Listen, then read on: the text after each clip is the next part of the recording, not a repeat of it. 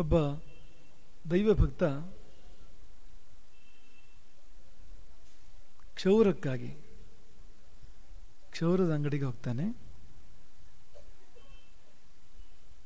ಅಲ್ಲಿ ಕ್ಷೌರಕ್ಕೆ ಕಾಯುವ ಸಮಯ, ಆಮೇಲೆ ಕ್ಷೌರ ಮಾಡುವ ಸಮಯ, ಈ ಸಮಯ ಕಳೆಯೋದು ಹೇಗೆ?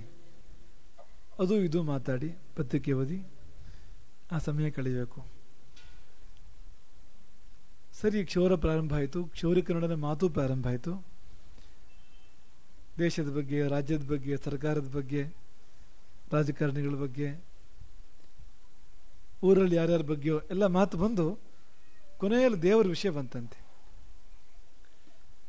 ದೇವರ ವಿಷಯ ಬಂದ ಕೂಡಲೇ ಕ್ಷೌರಿಕ ಖಂಡ ತುಂಡುವಾಗಿ ಹೇಳಿದಂತೆ, ಖಂಡಿತವಾಗಿ ನನಗೆ ಗೊತ್ತು ದೇವರಿಲ್ಲ ಜಗತ್ತಲ್ಲಿ.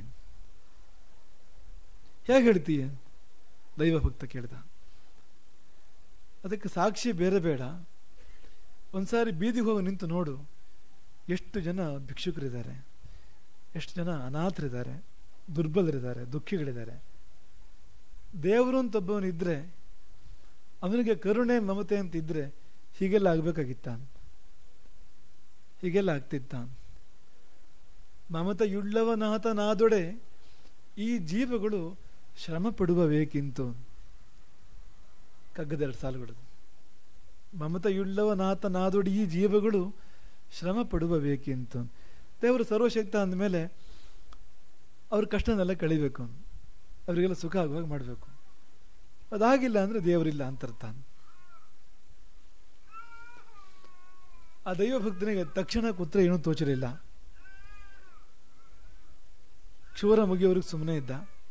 ಕ್ಷೌರ ಮುಗೀತು. ಆ ದೈವ ಭಕ್ತ ಹೊರಟ. ಅಂಗಡಿಯಿಂದ ಹೊರಗೆ ಹೋಗಿ ಒಂದು 2 ಹೆಜ್ಜೆ ಇಡ್ತಾ ಇದ್ದಾಗೆ ಒಬ್ಬ ವ್ಯಕ್ತಿ ನೋಡ್ತಾನ. ಅವನು ಆ ವ್ಯಕ್ತಿ ತುಂಬ ಕೊಳಕಾಗಿದ್ದ.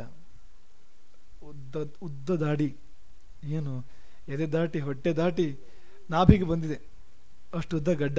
ತಲೆ ಕೂದಲು ಅಷ್ಟೇ, ಹಕ್ಕಿ ಗೂಡು ಕೊಟ್ಟಷ್ಟು ತಲೆ ಕೂದಲಿದೆ. ಎಲ್ಲ ಕೆದರಿ ಹೋಗಿದೆ, ಏನು ಶಿಸ್ತಾಗಿಲ್ಲ, ಚಂದವಾಗಿಲ್ಲ, ಬಟ್ಟೆಗಳು ಚೆನ್ನಾಗಿಲ್ಲ. ಅವನನ್ನು ನೋಡ್ತಿದ್ದ ಹಾಗೆ ಒಂದು ಯೋಚನೆ ಬಂತು ದೈವ ಭಕ್ತನಿಗೆ. ಪುನಃ ಅಂಗಡಿಗೆ ಬಂದು ಕ್ಷೌರಿಕ ಅಂತ ಹೇಳ್ತಾನೆ, ಜಗತ್ತಲ್ಲಿ ಕ್ಷೌರಿಕರೇ ಇಲ್ಲ ಅಂತ.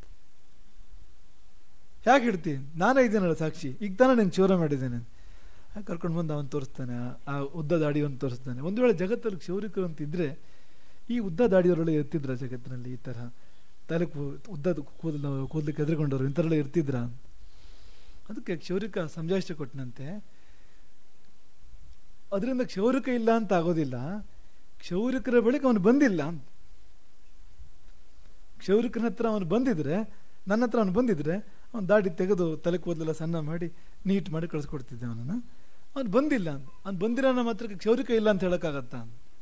ಕೂಡಲೇ ದೈವಭಕ್ತಿ ಹೇಳಿದಂತೆ, ಪ್ರಪಂಚದಲ್ಲಿ ದೀನರು, ದುಃಖಿತರು, ಕಷ್ಟಪಡೋರು ಇದ್ದರೆ ದೇವರಿಲ್ಲ ಅಂತ ಅರ್ಥ ಅಲ್ಲ, ಅವರಿನ್ನೂ ದೇವ್ರ ಬಳಿಗೆ ಹೋಗಿಲ್ಲ ಅಂತ ಅರ್ಥ.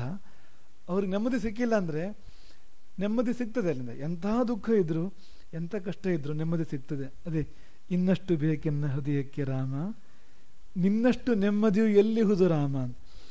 ನಿನ್ನಷ್ಟೆಲ್ಲ ಎಷ್ಟು ನೆಮ್ಮದಿಯೂ ಇಲ್ಲ ಬೇರೆ ಇಲ್ಲೂ. ನೆಮ್ಮದಿ ಇರುವುದೆಲ್ಲ ಅಲ್ಲಿಯೇ, ರಾಮನ ಪಾದದಲ್ಲಿ ನೆಮ್ಮದಿ ಇರೋಂಥದ್ದು.